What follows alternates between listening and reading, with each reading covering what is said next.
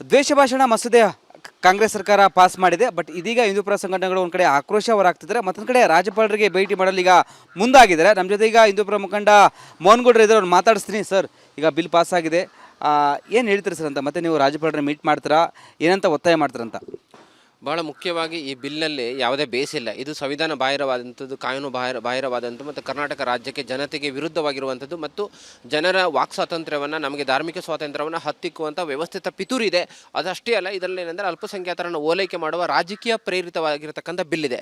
ಹಾಗಾಗಿ ಹಿಂದೂ ಜನಜಾಗೃತಿ ಸಮಿತಿಯಿಂದ ಇದರ ವಿರುದ್ಧ ನಾವು ರಾಜ್ಯವ್ಯಾಪಿ ಪ್ರತಿಯೊಂದು ಜಿಲ್ಲೆ, ತಾಲೂಕು, ಗ್ರಾಮ, ಹೋಬಳಿ ಮಟ್ಟದಲ್ಲಿ ಆಂದೋಲನವನ್ನು, ಪ್ರತಿಭಟನೆಯನ್ನು ಎಲ್ಲ ಸಂಘಟನೆಗಳು ಸೇರಿ ಮಾಡಲಿಕ್ಕಿದ್ದೇವೆ. ಮತ್ತು ರಾಜ್ಯಪಾಲರನ್ನ ಮೀಟ್ ಮಾಡಿ ಏನಾದರೂ ಒತ್ತಾಯ ಮಾಡ್ತಾರೆ, ಈ ಬಿಲ್ಲಿಗೆ ಯಾವ ರೀತಿಯ ಸಿಗ್ನೇಚರ್ ಆಗಬಾರ್ದಂತ ಏನಾದರೂ?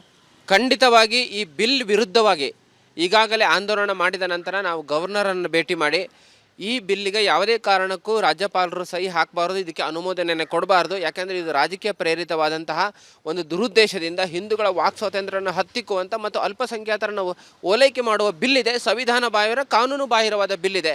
ಅದನ್ನು ನಾವು ರಾಜ್ಯಪಾಲರ ಗಮನಕ್ಕೆ ತರ್ತೇವೆ. ನಮಗೆ ಭರವಸೆ ಇದೆ, ರಾಜ್ಯಪಾಲರು ಇದಕ್ಕೆ ಸಹಿ ಹಾಕೋದಿಲ್ಲ. ಇದೊಂದು ದ್ವೇಷವನ್ನು, ದೇಶದಿಂದ ಕೂಡಿರತಕ್ಕಂಥ ಬಿಲ್ ಆಗಿದೆ ಇದು. ಯಾವಾಗ ಮೀಟ್ ಮಾಡ್ತಾರೆ ರಾಜ್ಯಪಾಲರನ್ನ? ಯಾರೆಲ್ಲ ಮೀಟ್ ಮಾಡ್ತಾರೆ?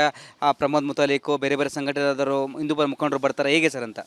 ಇದಕ್ಕೆ ನಾವು ಹಿಂದೂ ಸಮಾಜದಿಂದ ಎಲ್ಲ ಸಂಘಟನೆಯವರನ್ನು, ಈಗ ಶ್ರೀರಾಮ್ ಸೇನೆ ಇರ್ಬೋದು, ವಿಶ್ವ ಹಿಂದೂ ಪರಿಷತ್ ಇರ್ಬೋದು, ಬಜರಂಗ್ ದಳ ಇರ್ಬೋದು, ಹಿಂದೂ ಜನಜಾಗೃತಿ ಸಮಿತಿಯವರು, ಎಲ್ಲ ಸಂಘಟನೆಯವರನ್ನು ಸೇರಿಸಿಕೊಂಡು ರಾಜ್ಯಪಾಲರನ್ನು ಭೇಟಿ ಮಾಡಿ ಈ ಬಿಲ್ಲಿನ ದುಷ್ಪರಿಣಾಮಗಳ ಬಗ್ಗೆ, ಇದು ಬಿಲ್ಲು ಹೇಗೆ ಜನರ ವಾಕ್ ಸ್ವಾತಂತ್ರ್ಯವನ್ನು, ಸ್ವಾಮೀಜಿಯವರನ್ನು, ಹಿಂದೂ ನಾಯಕರನ್ನು, ಹಿಂದೂ ಧರ್ಮಕ್ಕಾಗಿ ಹೋರಾಟ ಮಾಡುವಂಥ ಸಾಮಾಜಿಕ ಮುಖಂಡರನ್ನು ಹೇಗೆ ಅವರನ್ನು ತಪ್ಪಾಗಿ ಅವರನ್ನು ಅರೆಸ್ಟ್ ಮಾಡುತ್ತೆ, ಈ ಬಿಲ್ ಮೂಲಕ ಹೇಗೆ ಜನರ ವಾಕ್ ಸ್ವಾತಂತ್ರ್ಯನ ಹತ್ತಿಕ್ತಾರೆ, ಅದ್ರ ಬಗ್ಗೆ ನಾವು ಗಮನಕ್ಕೆ ತೆಗೆದುಕೊಳ್ಳಿದ್ರೆ ಈ ಒಂದು ಬಿಲ್ ಅಪಾಯಕಾರಿನ ಹೇಗೆ ಅಂತ? ಖಂಡಿತವಾಗಿ ಈ ಸ್ವಾಮೀಜಿಯವರಿಗೆ ಬಿಲ್ ಅಪಾಯಕಾರಿ. ಹೇಗೆ ಅಂತ ಹೇಳಿದರೆ, ಇದರಲ್ಲಿ ಹೇಟ್ ಸ್ಪೀಚ್ ಬಗ್ಗೆ ಸ್ಪಷ್ಟವಾಗಿ ಉಲ್ಲೇಖ ಇಲ್ಲ.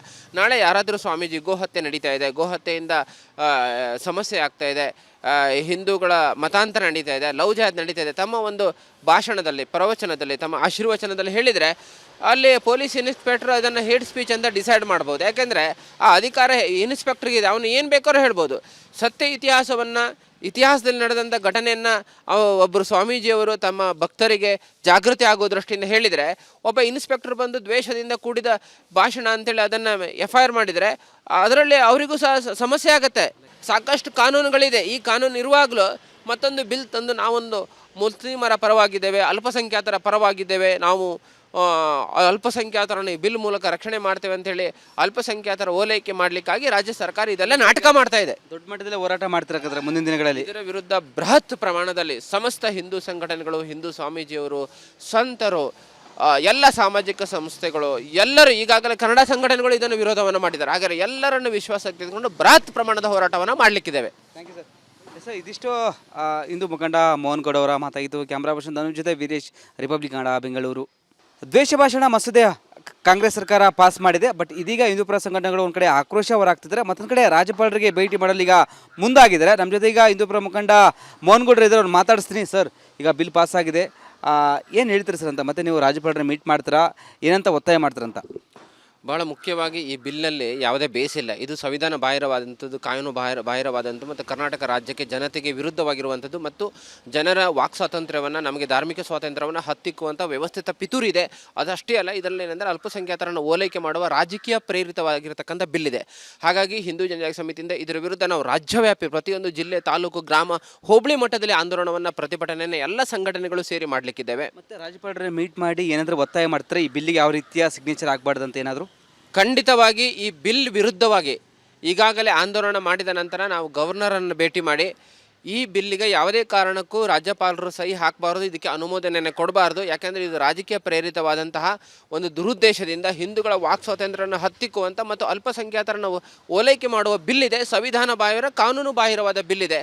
ಅದನ್ನು ನಾವು ರಾಜ್ಯಪಾಲರ ಗಮನಕ್ಕೆ ತರ್ತೇವೆ. ನಮಗೆ ಭರವಸೆ ಇದೆ, ರಾಜ್ಯಪಾಲರು ಇದಕ್ಕೆ ಸಹಿ ಹಾಕೋದಿಲ್ಲ. ಇದೊಂದು ದ್ವೇಷವನ್ನು, ದೇಶದಿಂದ ಕೂಡಿರತಕ್ಕಂಥ ಬಿಲ್ ಆಗಿದೆ ಇದು. ಯಾವಾಗ ಮೀಟ್ ಮಾಡ್ತಾರೆ ರಾಜ್ಯಪಾಲರನ್ನ? ಯಾರೆಲ್ಲ ಮೀಟ್ ಮಾಡ್ತಾರೆ? ಪ್ರಮೋದ್ ಮುತಾಲಿಕ್, ಬೇರೆ ಬೇರೆ ಸಂಘಟನೆದಾರರು, ಹಿಂದೂ ಮುಖಂಡರು ಬರ್ತಾರೆ, ಹೇಗೆ ಸರ್ ಅಂತ?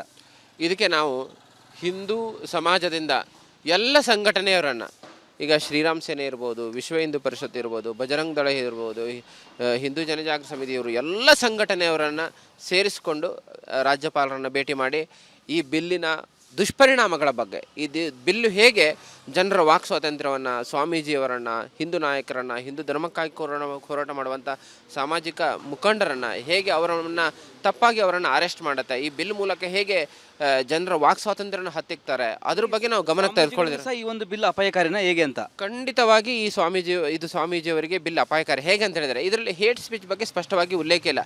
ನಾಳೆ ಯಾರಾದರೂ ಸ್ವಾಮೀಜಿ ಗೋಹತ್ಯೆ ನಡೀತಾ ಇದೆ, ಗೋಹತ್ಯೆಯಿಂದ ಸಮಸ್ಯೆ ಆಗ್ತಾ ಇದೆ, ಹಿಂದೂಗಳ ಮತಾಂತರ ನಡೀತಾ ಇದೆ, ಲವ್ ಜಿಹಾದ್ ನಡೀತಾ ಇದೆ, ತಮ್ಮ ಒಂದು ಭಾಷಣದಲ್ಲಿ, ಪ್ರವಚನದಲ್ಲಿ, ತಮ್ಮ ಆಶೀರ್ವಚನದಲ್ಲಿ ಹೇಳಿದರೆ ಅಲ್ಲಿ ಪೊಲೀಸ್ ಇನ್ಸ್ಪೆಕ್ಟರ್ ಅದನ್ನು ಹೇಟ್ ಸ್ಪೀಚ್ ಅಂತ ಡಿಸೈಡ್ ಮಾಡ್ಬೋದು. ಯಾಕೆಂದರೆ ಆ ಅಧಿಕಾರ ಇನ್ಸ್ಪೆಕ್ಟರ್ಗೆ ಇದೆ, ಅವನು ಏನು ಬೇಕಾದ್ರೂ ಹೇಳ್ಬೋದು. ಸತ್ಯ ಇತಿಹಾಸದಲ್ಲಿ ನಡೆದಂಥ ಘಟನೆಯನ್ನು ಒಬ್ಬರು ಸ್ವಾಮೀಜಿಯವರು ತಮ್ಮ ಭಕ್ತರಿಗೆ ಜಾಗೃತಿ ಆಗೋ ದೃಷ್ಟಿಯಿಂದ ಹೇಳಿದರೆ, ಒಬ್ಬ ಇನ್ಸ್ಪೆಕ್ಟರ್ ಬಂದು ದ್ವೇಷದಿಂದ ಕೂಡಿದ ಭಾಷಣ ಅಂತೇಳಿ ಅದನ್ನು FIR ಮಾಡಿದರೆ ಅದರಲ್ಲಿ ಅವರಿಗೂ ಸಹ ಸಮಸ್ಯೆ ಆಗುತ್ತೆ. ಸಾಕಷ್ಟು ಕಾನೂನುಗಳಿದೆ. ಈ ಕಾನೂನು ಇರುವಾಗಲೂ ಮತ್ತೊಂದು ಬಿಲ್ ತಂದು ನಾವೊಂದು ಮುಸ್ಲಿಮರ ಪರವಾಗಿದ್ದೇವೆ, ಅಲ್ಪಸಂಖ್ಯಾತರ ಪರವಾಗಿದ್ದೇವೆ, ನಾವು ಅಲ್ಪಸಂಖ್ಯಾತರನ್ನು ಈ ಬಿಲ್ ಮೂಲಕ ರಕ್ಷಣೆ ಮಾಡ್ತೇವೆ ಅಂತೇಳಿ ಅಲ್ಪಸಂಖ್ಯಾತರ ಓಲೈಕೆ ಮಾಡಲಿಕ್ಕಾಗಿ ರಾಜ್ಯ ಸರ್ಕಾರ ಇದೆಲ್ಲ ನಾಟಕ ಮಾಡ್ತಾ ಇದೆ. ದೊಡ್ಡ ಮಟ್ಟದಲ್ಲಿ ಹೋರಾಟ ಮಾಡ್ತಿರಕ್ಕಾದ್ರೆ ಮುಂದಿನ ದಿನಗಳಲ್ಲಿ ಇದರ ವಿರುದ್ಧ ಬೃಹತ್ ಪ್ರಮಾಣದಲ್ಲಿ ಸಮಸ್ತ ಹಿಂದೂ ಸಂಘಟನೆಗಳು, ಹಿಂದೂ ಸ್ವಾಮೀಜಿಯವರು, ಸಂತರು, ಎಲ್ಲ ಸಾಮಾಜಿಕ ಸಂಸ್ಥೆಗಳು ಎಲ್ಲರೂ, ಈಗಾಗಲೇ ಕನ್ನಡ ಸಂಘಟನೆಗಳು ಇದನ್ನು ವಿರೋಧವನ್ನು ಮಾಡಿದ್ದಾರೆ. ಹಾಗಾದರೆ ಎಲ್ಲರನ್ನು ವಿಶ್ವಾಸಕ್ಕೆ ತೆಗೆದುಕೊಂಡು ಬೃಹತ್ ಪ್ರಮಾಣದ ಹೋರಾಟವನ್ನು ಮಾಡಲಿಕ್ಕಿದ್ದೇವೆ. Thank you sir. ಇದಿಷ್ಟು ಹಿಂದೂ ಮುಖಂಡ ಮೋಹನ್ ಗೌಡ ಅವರ ಮಾತಾಗಿತ್ತು. ಕ್ಯಾಮ್ರಾ ಪರ್ಸನ್ ಧನುಷ್ ಜೊತೆ ವೀರೇಶ್, ರಿಪಬ್ಲಿಕ್ ಕನ್ನಡ, ಬೆಂಗಳೂರು. ದ್ವೇಷ ಭಾಷಣ ಮಸೂದೆ ಕಾಂಗ್ರೆಸ್ ಸರ್ಕಾರ ಪಾಸ್ ಮಾಡಿದೆ, ಬಟ್ ಇದೀಗ ಹಿಂದೂಪರ ಸಂಘಟನೆಗಳು ಒಂದು ಕಡೆ ಆಕ್ರೋಶ ಹೊರಹಾಗ್ತಿದ್ದಾರೆ, ಮತ್ತೊಂದು ಕಡೆ ರಾಜ್ಯಪಾಲರಿಗೆ ಭೇಟಿ ಮಾಡಲು ಈಗ ಮುಂದಾಗಿದ್ದಾರೆ. ನಮ್ಮ ಜೊತೆ ಈಗ ಹಿಂದೂಪರ ಮುಖಂಡ ಮೋಹನ್ ಗೌಡ್ರು ಇದ್ದಾರೆ, ಅವ್ರು ಮಾತಾಡಿಸ್ತೀನಿ. ಸರ್, ಈಗ ಬಿಲ್ ಪಾಸ್ ಆಗಿದೆ, ಏನು ಹೇಳ್ತೀರಿ ಸರ್ ಅಂತ? ಮತ್ತೆ ನೀವು ರಾಜ್ಯಪಾಲರನ್ನ ಮೀಟ್ ಮಾಡ್ತೀರಾ, ಏನಂತ ಒತ್ತಾಯ ಮಾಡ್ತೀರಂತ? ಬಹಳ ಮುಖ್ಯವಾಗಿ ಈ ಬಿಲ್ನಲ್ಲಿ ಯಾವುದೇ ಬೇಸಿಲ್ಲ. ಇದು ಸಂವಿಧಾನ ಬಾಹಿರವಾದಂಥದ್ದು, ಕಾನೂನು ಬಾಹಿರವಾದಂಥದ್ದು ಮತ್ತು ಕರ್ನಾಟಕ ರಾಜ್ಯಕ್ಕೆ, ಜನತೆಗೆ ವಿರುದ್ಧವಾಗಿರುವಂಥದ್ದು ಮತ್ತು ಜನರ ವಾಕ್ ಸ್ವಾತಂತ್ರ್ಯವನ್ನು, ನಮಗೆ ಧಾರ್ಮಿಕ ಸ್ವಾತಂತ್ರ್ಯವನ್ನು ಹತ್ತಿಕ್ಕುವಂಥ ವ್ಯವಸ್ಥಿತ ಪಿತೂರಿ ಇದೆ. ಅದಷ್ಟೇ ಅಲ್ಲ, ಇದರಲ್ಲಿ ಏನಂದರೆ ಅಲ್ಪಸಂಖ್ಯಾತರನ್ನು ಓಲೈಕೆ ಮಾಡುವ ರಾಜಕೀಯ ಪ್ರೇರಿತವಾಗಿರತಕ್ಕಂಥ ಬಿಲ್ ಇದೆ. ಹಾಗಾಗಿ ಹಿಂದೂ ಜನಜಾಗೃತಿ ಸಮಿತಿಯಿಂದ ಇದರ ವಿರುದ್ಧ ನಾವು ರಾಜ್ಯವ್ಯಾಪಿ ಪ್ರತಿಯೊಂದು ಜಿಲ್ಲೆ, ತಾಲೂಕು, ಗ್ರಾಮ, ಹೋಬಳಿ ಮಟ್ಟದಲ್ಲಿ ಆಂದೋಲನವನ್ನು, ಪ್ರತಿಭಟನೆಯನ್ನು ಎಲ್ಲ ಸಂಘಟನೆಗಳು ಸೇರಿ ಮಾಡಲಿಕ್ಕಿದ್ದೇವೆ. ಮತ್ತು ರಾಜ್ಯಪಾಲರನ್ನ ಮೀಟ್ ಮಾಡಿ ಏನಾದರೂ ಒತ್ತಾಯ ಮಾಡ್ತಾರೆ, ಈ ಬಿಲ್ಲಿಗೆ ಯಾವ ರೀತಿಯ ಸಿಗ್ನೇಚರ್ ಆಗಬಾರ್ದಂತ ಏನಾದರೂ? ಖಂಡಿತವಾಗಿ ಈ ಬಿಲ್ ವಿರುದ್ಧವಾಗಿ ಈಗಾಗಲೇ ಆಂದೋಲನ ಮಾಡಿದ ನಂತರ ನಾವು ಗವರ್ನರನ್ನು ಭೇಟಿ ಮಾಡಿ ಈ ಬಿಲ್ಲಿಗೆ ಯಾವುದೇ ಕಾರಣಕ್ಕೂ ರಾಜ್ಯಪಾಲರು ಸಹಿ ಹಾಕಬಾರ್ದು, ಇದಕ್ಕೆ ಅನುಮೋದನೆಯನ್ನು ಕೊಡಬಾರ್ದು. ಯಾಕೆಂದರೆ ಇದು ರಾಜಕೀಯ ಪ್ರೇರಿತವಾದಂತಹ ಒಂದು ದುರುದ್ದೇಶದಿಂದ ಹಿಂದೂಗಳ ವಾಕ್ ಸ್ವಾತಂತ್ರ್ಯವನ್ನು ಹತ್ತಿಕ್ಕುವಂಥ ಮತ್ತು ಅಲ್ಪಸಂಖ್ಯಾತರನ್ನು ಓಲೈಕೆ ಮಾಡುವ ಬಿಲ್ ಇದೆ. ಸಂವಿಧಾನ ಬಾಹಿರ, ಕಾನೂನು ಬಾಹಿರವಾದ ಬಿಲ್ ಇದೆ. ಅದನ್ನು ನಾವು ರಾಜ್ಯಪಾಲರ ಗಮನಕ್ಕೆ ತರ್ತೇವೆ. ನಮಗೆ ಭರವಸೆ ಇದೆ, ರಾಜ್ಯಪಾಲರು ಇದಕ್ಕೆ ಸಹಿ ಹಾಕೋದಿಲ್ಲ. ಇದೊಂದು ದೇಶದಿಂದ ಕೂಡಿರತಕ್ಕಂಥ ಬಿಲ್ ಆಗಿದೆ. ಇದು ಯಾವಾಗ ಮೀಟ್ ಮಾಡ್ತಾರೆ ರಾಜ್ಯಪಾಲರನ್ನ? ಯಾರೆಲ್ಲ ಮೀಟ್ ಮಾಡ್ತಾರೆ?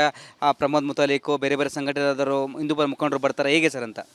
ಇದಕ್ಕೆ ನಾವು ಹಿಂದೂ ಸಮಾಜದಿಂದ ಎಲ್ಲ ಸಂಘಟನೆಯವರನ್ನು, ಈಗ ಶ್ರೀರಾಮ್ ಸೇನೆ ಇರ್ಬೋದು, ವಿಶ್ವ ಹಿಂದೂ ಪರಿಷತ್ ಇರ್ಬೋದು, ಬಜರಂಗ್ ದಳ ಇರ್ಬೋದು, ಹಿಂದೂ ಜನಜಾಗೃತಿ ಸಮಿತಿಯವರು, ಎಲ್ಲ ಸಂಘಟನೆಯವರನ್ನು ಸೇರಿಸಿಕೊಂಡು ರಾಜ್ಯಪಾಲರನ್ನು ಭೇಟಿ ಮಾಡಿ ಈ ಬಿಲ್ಲಿನ ದುಷ್ಪರಿಣಾಮಗಳ ಬಗ್ಗೆ, ಇದು ಬಿಲ್ಲು ಹೇಗೆ ಜನರ ವಾಕ್ ಸ್ವಾತಂತ್ರ್ಯವನ್ನು, ಸ್ವಾಮೀಜಿಯವರನ್ನು, ಹಿಂದೂ ನಾಯಕರನ್ನು, ಹಿಂದೂ ಧರ್ಮಕ್ಕಾಗಿ ಹೋರಾಟ ಮಾಡುವಂಥ ಸಾಮಾಜಿಕ ಮುಖಂಡರನ್ನು ಹೇಗೆ ಅವರನ್ನು ತಪ್ಪಾಗಿ ಅವರನ್ನು ಅರೆಸ್ಟ್ ಮಾಡುತ್ತೆ, ಈ ಬಿಲ್ ಮೂಲಕ ಹೇಗೆ ಜನರ ವಾಕ್ ಸ್ವಾತಂತ್ರ್ಯನ ಹತ್ತಿಕ್ತಾರೆ, ಅದ್ರ ಬಗ್ಗೆ ನಾವು ಗಮನಕ್ಕೆ ತೆಗೆದುಕೊಳ್ಳಿದ್ರೆ ಈ ಒಂದು ಬಿಲ್ ಅಪಾಯಕಾರಿನ ಹೇಗೆ ಅಂತ? ಖಂಡಿತವಾಗಿ ಈ ಸ್ವಾಮೀಜಿಯವರಿಗೆ ಬಿಲ್ ಅಪಾಯಕಾರಿ. ಹೇಗೆ ಅಂತ ಹೇಳಿದರೆ ಇದರಲ್ಲಿ ಹೇಟ್ ಸ್ಪೀಚ್ ಬಗ್ಗೆ ಸ್ಪಷ್ಟವಾಗಿ ಉಲ್ಲೇಖ ಇಲ್ಲ. ನಾಳೆ ಯಾರಾದರೂ ಸ್ವಾಮೀಜಿ ಗೋಹತ್ಯೆ ನಡೀತಾ ಇದೆ, ಗೋಹತ್ಯೆಯಿಂದ ಸಮಸ್ಯೆ ಆಗ್ತಾ ಇದೆ, ಹಿಂದೂಗಳ ಮತಾಂತರ ನಡೀತಾ ಇದೆ, ಲವ್ ಜಿಹಾದ್ ನಡೀತಾ ಇದೆ, ತಮ್ಮ ಒಂದು ಭಾಷಣದಲ್ಲಿ, ಪ್ರವಚನದಲ್ಲಿ, ತಮ್ಮ ಆಶೀರ್ವಚನದಲ್ಲಿ ಹೇಳಿದರೆ ಅಲ್ಲಿ ಪೊಲೀಸ್ ಇನ್ಸ್ಪೆಕ್ಟರ್ ಅದನ್ನು ಹೇಟ್ ಸ್ಪೀಚ್ ಅಂತ ಡಿಸೈಡ್ ಮಾಡ್ಬೋದು. ಯಾಕೆಂದರೆ ಆ ಅಧಿಕಾರ ಇನ್ಸ್ಪೆಕ್ಟರ್ಗೆ ಇದೆ, ಅವನು ಏನು ಬೇಕಾದ್ರೂ ಹೇಳ್ಬೋದು.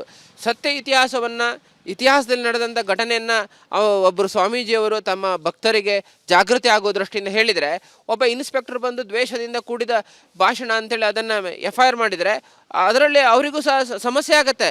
ಸಾಕಷ್ಟು ಕಾನೂನುಗಳಿದೆ. ಈ ಕಾನೂನು ಇರುವಾಗಲೂ ಮತ್ತೊಂದು ಬಿಲ್ ತಂದು ನಾವೊಂದು ಮುಸ್ಲಿಮರ ಪರವಾಗಿದ್ದೇವೆ, ಅಲ್ಪಸಂಖ್ಯಾತರ ಪರವಾಗಿದ್ದೇವೆ, ನಾವು ಅಲ್ಪಸಂಖ್ಯಾತರನ್ನು ಈ ಬಿಲ್ ಮೂಲಕ ರಕ್ಷಣೆ ಮಾಡ್ತೇವೆ ಅಂತೇಳಿ ಅಲ್ಪಸಂಖ್ಯಾತರ ಓಲೈಕೆ ಮಾಡಲಿಕ್ಕಾಗಿ ರಾಜ್ಯ ಸರ್ಕಾರ ಇದೆಲ್ಲ ನಾಟಕ ಮಾಡ್ತಾ ಇದೆ. ದೊಡ್ಡ ಮಟ್ಟದಲ್ಲಿ ಹೋರಾಟ ಮಾಡ್ತಿರಕ್ಕಾದ್ರೆ ಮುಂದಿನ ದಿನಗಳಲ್ಲಿ ಇದರ ವಿರುದ್ಧ ಬೃಹತ್ ಪ್ರಮಾಣದಲ್ಲಿ ಸಮಸ್ತ ಹಿಂದೂ ಸಂಘಟನೆಗಳು, ಹಿಂದೂ ಸ್ವಾಮೀಜಿಯವರು, ಸಂತರು, ಎಲ್ಲ ಸಾಮಾಜಿಕ ಸಂಸ್ಥೆಗಳು ಎಲ್ಲರೂ, ಈಗಾಗಲೇ ಕನ್ನಡ ಸಂಘಟನೆಗಳು ಇದನ್ನು ವಿರೋಧವನ್ನು ಮಾಡಿದ್ದಾರೆ. ಹಾಗಾದರೆ ಎಲ್ಲರನ್ನು ವಿಶ್ವಾಸಕ್ಕೆ ತೆಗೆದುಕೊಂಡು ಬೃಹತ್ ಪ್ರಮಾಣದ ಹೋರಾಟವನ್ನು ಮಾಡಲಿಕ್ಕಿದ್ದೇವೆ. Thank you sir. ಇದಿಷ್ಟು ಹಿಂದೂ ಮುಖಂಡ ಮೋಹನ್ ಗೌಡ ಅವರ ಮಾತಾಗಿತ್ತು. ಕ್ಯಾಮ್ರಾ ಪರ್ಸನ್ ಧನುಷ್ ಜೊತೆ ವೀರೇಶ್, ರಿಪಬ್ಲಿಕ್ ಕನ್ನಡ, ಬೆಂಗಳೂರು.